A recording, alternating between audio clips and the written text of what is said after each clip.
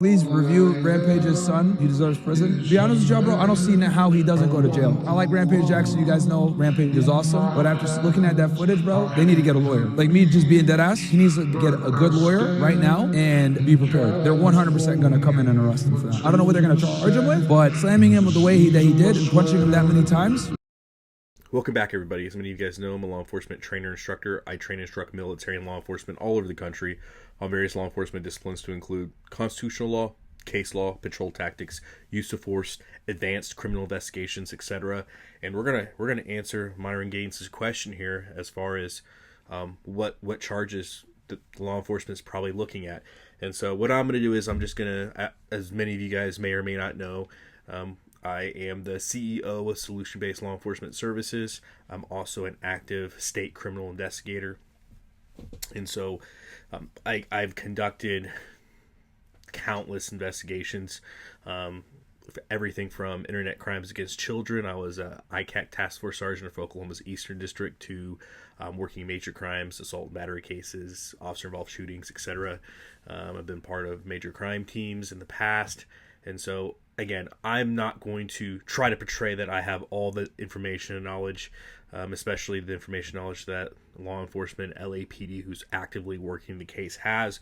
But I'm going to give you my perspective from my, training experience and all my years in law enforcement, all my years as a criminal investigator, and somebody that teaches advanced criminal investigations. And so I am not here to, let me caveat this with saying I'm not here to take a side on this. I'm not here to say, what was right or wrong about, the events that lead up to it and whatever story he has, or any of the BS that's going on with father and son, or any of the other conspiracy theories that are floating around. There's a bunch of different theories going around. I'm not here to, I'm really not even here to admonish him. I'm just here to talk about what crimes that I see, and just talk about the case law perspective on it, talk about the various facets and what a criminal investigator is going to look at. Because at the end of the day, I'm not the moral police. That's not my job. My job is not to psychoanalyze him and try to understand the why. I'm just here to show you what a good criminal investigator is going to look at, and the various elements that are going to be needed to bring a case forward to fruition for adjudication. And so that's what the purpose of this video is. So let's get started. Because I'm tired of everybody playing with me, bro. You need to be worried about Syko Stu. Syko Stu? What, you don't know me? Hell no. That's what He's not a fucking worker, bro. I will f him up, bro. I apologize. I appreciate it. I didn't know. I thought you were a worker. We're working out. Well, he's gonna come out on your mat, too. I know you keep thinking we're working. We're always working. So we'll set it up. I'll have him come out during your mat so we can fucking seal the whole thing. It's not gonna be scripted when I get in there. It's not gonna be scripted, guys. They told me to hit him and just leave. Somebody will pull me off of him will leave. I'm telling you, I'm gonna hit him as many times as I can. Watch.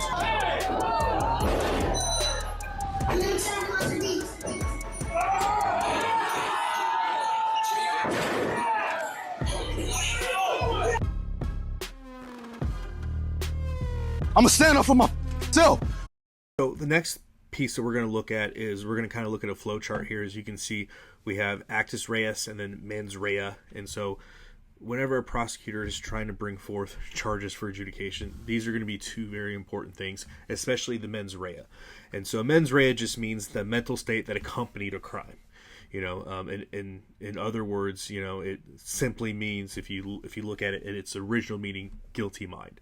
And so the reason why the mens rea is going to be really important that we kind of understand this piece is because the physical action, we know that it happened. I mean, it happened in 4K. It was live streamed, and so that's easy. We know that the physical action of serious bodily harm occurred, right? Everybody saw it. The important thing that a prosecutor is going to need to prove, and that a criminal investigator is going to need to capture, and evidence they're going to need to articulate in the report, is going to be the mens rea. Right? So the state of mind that accompanied this crime. And fortunately or unfortunately, depending on how you're looking at this, right, the evidence is pretty damning against Raja, right? Because, and I'm just going to kind of put this in here, compared to my predecessors in the criminal justice law enforcement realm, I believe they had a much harder time capturing mens rea before the advent of social media, before the advent of the cell phones, because kids don't know how to stay. And I'm calling Raja a kid just because, you know, I imagine he's significantly younger than me, and you know, I just mean it generationally. But the kids of this time, the younger generation, they don't know how to operate without the cell phone. So everything they do is being literally captured by the cell phone. And in this case, he's live streaming all the time. Again, kind of like what we've talked about in previous videos, right? People are live streaming, social media content creators, right? They're acting, right? They're presenting social media, and they're presenting a product in which they want people to partake in. And when you're doing this all the time, you know, this becomes part of the identity, which is, again, it's an acting identity that never stops, right? When you're trying to portray yourself on social media is one thing. It's always ongoing. And so with this, again, it's pretty damning, because he, not only is he live streaming, but he's explaining everything that he's going to do. He's explaining everything, right? I mean, he's literally stating, hey, I know that nobody's, you know, I know this is scripted, right? Nobody's supposed to get hurt. I'm only supposed to go up there. I'm supposed to hit him one time. Somebody's supposed to take me off of him. I know it's scripted, but I don't care. I'm going to do my own thing, right? So he's making it very clear, like, he understands this is not supposed to be a bloodbath, right? He understands there's not supposed to be serious bodily harm. He understands that this whole wrestling event, this whole WWE sanctioned event, is supposed to be scripted. Nobody's supposed to get hurt, but he doesn't care. He is going to keep punching until somebody physically prevents him from punching, which he does. So as a criminal investigator, I'm looking at this, and this is a damning piece of evidence from a mens rea standpoint, because it completely captures everything. I mean, he's literally verbally broadcasting exactly what he's going to do and the why. I mean, he's telling you the frame of mind that he's going into it with. 110%. It's a very damning piece of evidence. And again, that's captured in 4K. And so it's going to be really hard to overcome this element, because he's literally telling you, and he doesn't care. He's making it very clear that he's telling you, I understand there's rules in place. I'm going to violate those rules. And I'm going to violate the rules in such where I'm going to have to be physically taken off of him, because I'm not going to stop. I don't care. Whoa, investigator so-and-so, why'd you think that happened? Because he said as much, Your Honor. Counselor, he said as much. He told us.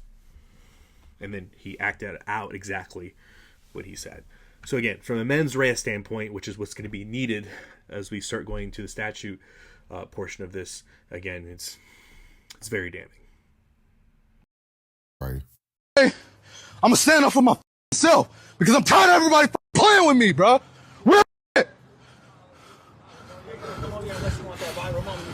Come on, man. We leaving, man. We're walking away, bro. Let's not take it serious. Let's go. Come on, Roger. Let's go. Let's go, Roger. Let's go. Roger, let's go. Roger, I'm telling you, let's go. You listen to me. Listen to me, Roger. You need to listen to me right now, Roger. Let's go. You guys trying to jump me? Let's go. You ain't gonna do shit with me, bro. Let's go, Roger. You can't do shit. You can't fuck me, bro. Roger, let's go. You can't fuck with me. Come on, let's go. Let's go. Hello? I just saw the video. Shit pissed me off though, Andre. I understand that, but now they can't wake the nigga up. He's in the ring fucking bro. My bad. You didn't have to do all that shit. I understand y'all had heat. You didn't have to fucking take advantage. Alright, I'll call you back later. Alright.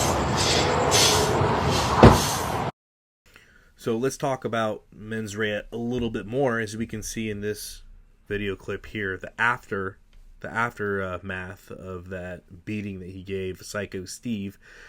As we can see, you know, he's clearly upset, he's clearly emotional, saying he's going to stand up for himself. And so again, this is also showing more damning evidence of his intent, because now he's justifying in his own words. Again, all we're doing is we're you know, as an investigator, I'm looking at the available footage, and immediately, even before, and this was damning, even before I would even go in to do an interview or to talk to this person, right? I already have his words, right? So even if he wants to immediately invoke his fifth unambiguously, which is absolutely his right to do, and he needs to invoke unambiguously pursuant to case law. Tompkins, for example, he's giving us the frame of mind. I mean, again, I'm just saying this as a fact finder here. Like, he's giving us the mens rea. He's giving us the state of mind. And again, this shows 100% premeditation, because he's justifying the actions that he did that he already articulated before the incident. So he articulated what he was going to do before. So he's understanding that, again, from the very beginning, right? He understands that this is not supposed to lead to injury. He understands that the entire WWE sanctioned event is scripted, and he's saying, I don't care. I'm going to hit him as much as I want until somebody forcibly prevents me from it. And then after the incident, he's justifying the actions that he already aforementioned said he's going to do. Again, it doesn't get, from a mens rea standpoint, in my honest opinion, it doesn't get much more damaging than that. And again, his friends are doing him a great favor and just recording everything, right? Because again, that's what this new generation of kids does. And so it's there, right? So from the mens rea standpoint, I mean, it's extremely damaging. Again, he's talking about the before, he's talking about the after, and then we're seeing that there is just a lack of care. Hey, whenever that guy calls him and tells him, hey, he's flatlined, this, that, and the other, he's like, oh, my bad. Right? That doesn't show that he has any care or remorse for his actions. But why would he? And again, it makes complete sense. Why would he, when in his mind he is justifying the incidences at play, right? He's justifying why he did it, and he doesn't care, right? Again, makes complete sense. 100% makes complete sense, and it 100% shows the premeditation, the justification, and the mens rea for the actions that occurred. Again, even without interviewing him, just the live streaming and the people recording, just the evidence that we have from an evidentiary standpoint, again, extremely damaging. You might go to jail. You might get banned off TikTok. But that's not like it's all like people just like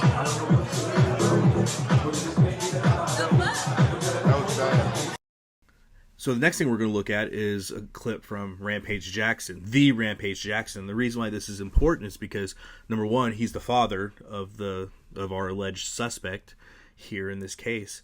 And most importantly, he is a professional fighter. His subject matter expertise is going to hold weight in this case, and is going to show, furthermore, he's going to be able to show some articulation into the mindset of his son, Raja. He's a light heavyweight champion of the world, right? He's one of the best fighters of a modern era, undoubtedly. And so the fact that he is saying in real time, this doesn't look good, I hope it's fake, right? He's just showing credence to how inappropriate the behavior is, right? This is coming from the would-be alleged, defendant's father. The suspect's father is like, man, I really, he could go to jail for this, right? So he's already placing guilt on his son from a fresh reaction, right?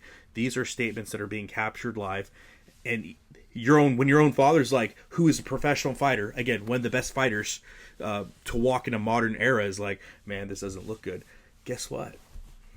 It doesn't look good. It doesn't. The one person who you would think would have your back no matter what, who's supposed to have your back no matter what, is making statements like that. Again, that is very damning evidence, and it can also speak into the mindset. Because if he's and he does, and he makes comments like, man, I really hope this is staged, this needs to be staged, it just goes to show, when somebody who has made an entire living about being one of the most best at violence, right? Rampage Jackson is one of the best people of violence, right? He's made a living off of utilizing violence, is showing this kind of repentance to actions that he's seeing his son doing. Man, that's, again, from an evidentiary standpoint, that's just wow. I mean, that's just, it's very, very damning, very damning to say the least. And so looking at this, right, and him even saying, like, he can go to jail for this, again, he's making statements that proves, this isn't good. The mens rea doesn't look good. The thought of mind doesn't look good. again, he's just really putting that final nail in the coffin from an evidentiary standpoint of just, wow, this is not an okay thing. But wait, there's more. So Rampage Jackson put up a tweet and said, "I want to clear up the misinformation about my son Raja. I've been confirmed that the wrestler Stuart Smith, aka Syko Stu, is awake and stable. Raja was unexpectedly hit in the side of the head by him moments before Smith's match. Raja was told that he could get his payback in the ring. I thought it was part of the show. It was bad judgment and a work that went wrong. Raja is an MMA fighter, not a pro wrestler, and had no business involved in an event like this. I don't condone my son's actions at all. He suffered a concussion from sparring only days ago and had no business doing anything remotely close to physical contact. As a father, I'm deeply concerned with his health and the well-being of Mr. Smith. That being said, I'm very upset that any of this happened, but my main concern now is that Mr. Smith will make a speedy recovery. I apologize on his behalf and the kick for the situation." And so here you can see that Rampage Jackson has put out an I think very eloquent statement. I think it's evidently clear that he's retained legal counsel, which is good, which is what he should be doing. What I would advise anybody to do is to get some kind of legal counsel and circumnavigating this incident. But even with the well-crafted, elegant public statement he made, again, it's still very damning, right? He's talking about a concussion, right? And I absolutely, if there's going to be any defense that Raja's going to have, is going to be that, again, is going to be to try to minimize, right, the mens rea that's there. And so I absolutely can see that an affirmative defense that's probably going to be used is the concussion, is going to be a concussion narrative followed up with he just didn't understand the rules kind of thing. That's his best shot, honestly. I just don't know how successful that's going to be with all the other, with all the other evidence that we have online. That's not including, again, what LAPD has in person. And then also the fact that he doesn't condone the behavior. Again, I mean, how can you, right? The behavior is unconscionable. And so even with that public statement, crafted by a lawyer, no doubt, again, it's just still very damning.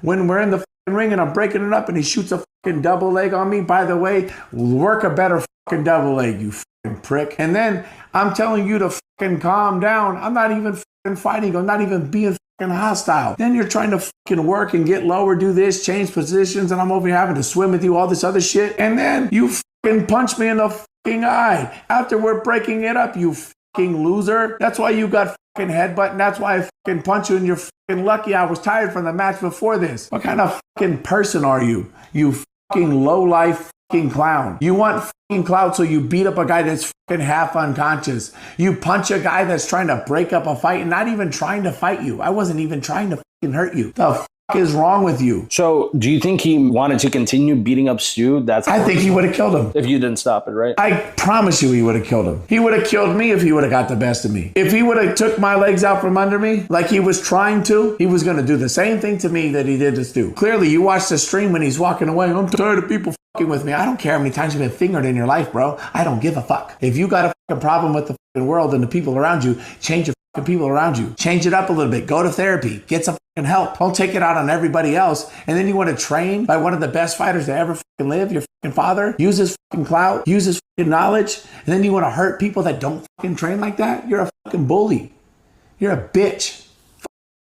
So if all that other evidence is not damning enough, right, we have now case law perspective for impact statements, right? So Payne v. Tennessee, 1991, again, the United States Supreme Court established that the constitutionality of victim impact statements in capital sentencing hearings, holding the Eighth Amendment does not prohibit juries from considering evidence of the victim's personal characteristics and emotional impact of the crime on the victim's family and allowing prosecutors to argue such evidence. Again, Payne v. Tennessee, 1991. And this is the wild card. And I don't mean that wrestler, I mean, this is the wild card. This is the wild card for case law, right? So now case law states the United States Supreme Court has affirmed that it does not violate the Eighth Amendment for victims to give impact statements to the character of the victim, right? And so as you can already see, we're seeing that now, right? We're seeing a wrestler who's also a victim because he was assaulted, right? You have him now explaining, hey, guess what? Had I not been there, Raja would have murdered him. I'm telling you, I was there. I had to forcefully remove him, and then he tried fighting me. I wasn't even trying to hurt him, but you see how many of us it took to control this kid. If I had not intervened, Syko Steve would be dead. This American hero veteran with suffering from PTSD would be dead. Talk about damning evidence. Wow. And that's just one aspect, guys. Think about this. That's one aspect. And this is 100% his statements. Like it or not, his statements are 100% backed by the mens rea and the statements already made by Raja. Raja made it very clear, yeah, they're going to have to forcefully take me off of him because I'm going to keep going. I'm not going to stop. I don't care. This is not staged to me. So Raja's statements are 100% backing what this wrestler is stating. If you believe Raja, you believe the wrestler. I mean, this is very damning. If you believe Raja, you have to believe the wrestler, right? So that's one aspect of it. The other aspect is family that know him, right? We get to bring up his character, right? He knew he was battling with PTSD. Knew he was battling with all these demons. Combat veteran, the whole 9 yards, right? He's in all these great things for his country. He has every reason to be mad at the world. He has every reason to act out of anger, out of violence, doing all the bad things, and he's not. But this young man, who presumably doesn't, and we don't know his traumas, but if we're going to start trauma blaming, we're going to start using trauma as evidence, right? You might want to be careful with that. You might want to be careful with that affirmative defense when you're going up against a combat veteran with PTSD or whatever his military service is. And that's not including his life, the traumas of his life. So if we're going to go trauma to trauma, that might not be the best avenue as far as an affirmative defense goes. And again, families are allowed to provide, again, character impact statements and emotional impact of the crime that it's had. Juries are allowed to hear that.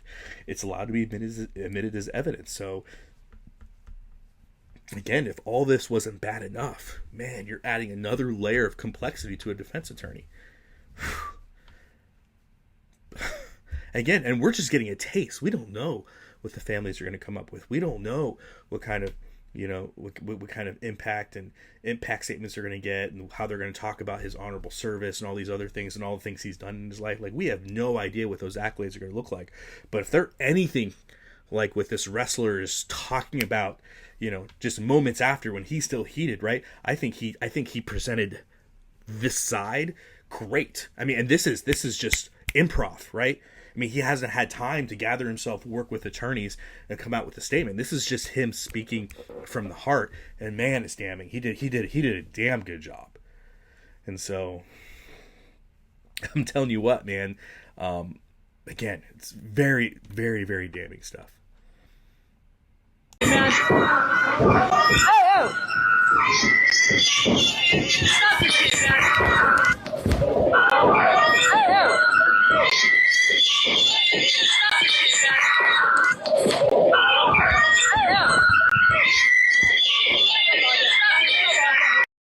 All right, so what possible charges are we looking at? Well, this happened in California, in the LAPD's jurisdiction, and so I think it's evidently clear.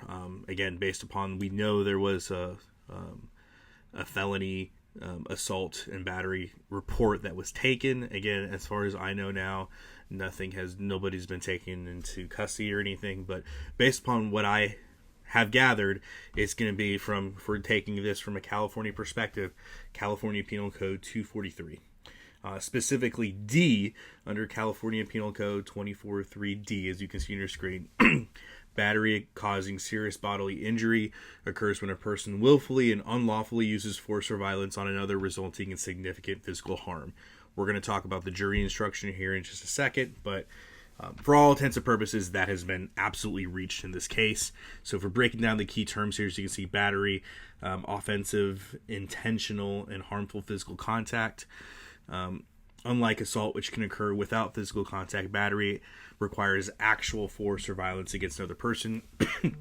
Violence and force was 100% used here. And so examples include bone fractures, loss of consciousness, concussions, severe cuts for causing medical intervention, and permanent disfigurement. We know based upon what we have already from what the news has already gathered, we know that there's been occipital bones, so there's been bones in his face that have been broken. He has lost teeth, right? They said that he was having problems, he was choking on his own blood, right? So we have bone fractures, we have loss of consciousness. I guarantee you we don't know yet, but high likelihood for concussions, severe cuts requiring medical intervention. Again, bleeding from the face is very vascular. That appears to already be there. And as far as permanent disfigurement, again, high likelihood for permanent disfigurement, just to name a few. So are all the serious bodily injury elements met? Yeah, the examples are there. Everything is there that you need to articulate, again, serious bodily harm. Now, if we move over here to the jury instruction, right, it says here the defendant is charged on counts of battery causing serious bodily injury in violation of Penal Code Section 243D. To prove that the defendant is guilty of this charge, the people must prove that the defendant willfully and unlawfully touched Syko Steve in a harmful or offensive manner. Okay, that's already been done.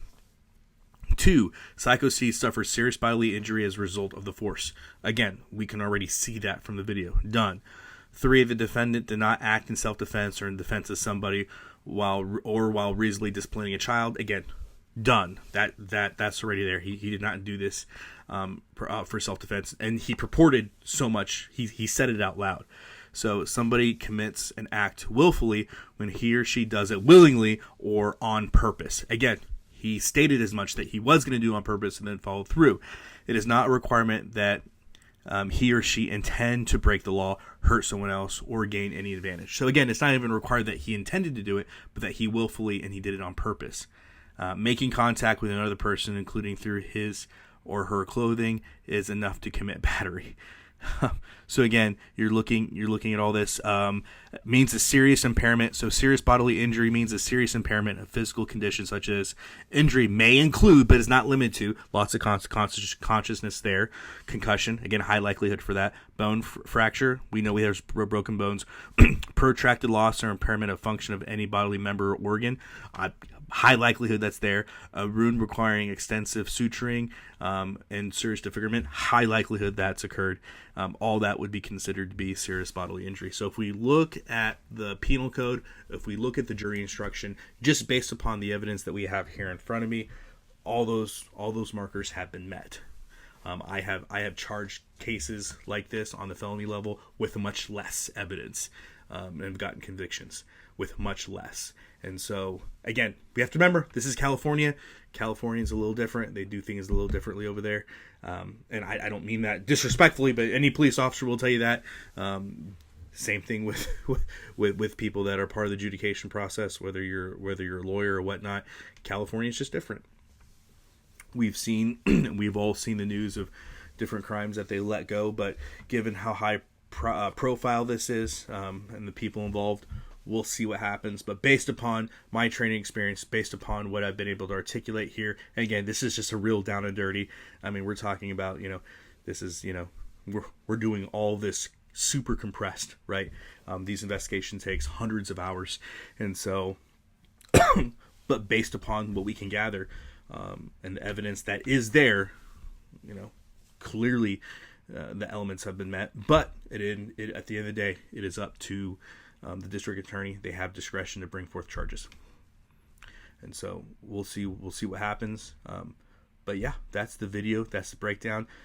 Tell me what you guys think in the comment section below. I want to know what your guys' opinions are on it. Do you think Raja was in the wrong here? Do you think that he has met the elements? What do you think the man Ray is? Do you think that, the mens rea was there? Do you think him live streaming all this helped or hurt his case? Curious to know what you think in the comment section below. Tell me what you think. As always, guys, long live the Republic.